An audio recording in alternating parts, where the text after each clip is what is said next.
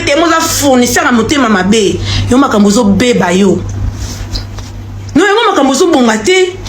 yo mo zaka équipe bazoba ngai ne za boso bomoninga bende TikTok na dazo bazoba mais na comme mama elle était à binote mutala simanga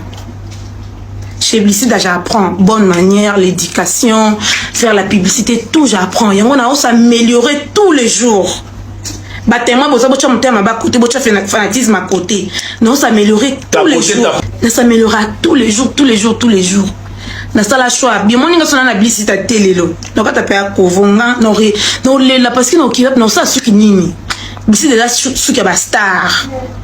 neti nga star bona bonka na suki blisi da calmez-vous l'homme n'a pas ça devoir 20 personnes 20 sacs à livraison 20 pauses pour ces pays sangana yo kapena bena ba pena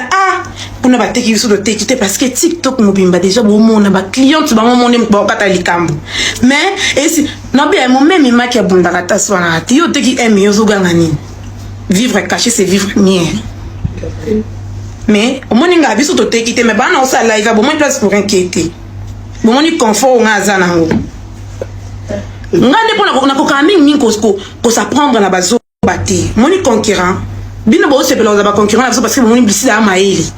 yon bo sepela pour bo trichata parce que Blicida na niveau de la concurrence na bino te parce que il y a rien donc nazo mona te faut cha bino na ban eza musala makasa bana ko apprendre bino ko loba bana ko apprendre bino makambo belé propriété comment ko lata pona shooting eza musala Blicida ko kati avec déjà na plus de 100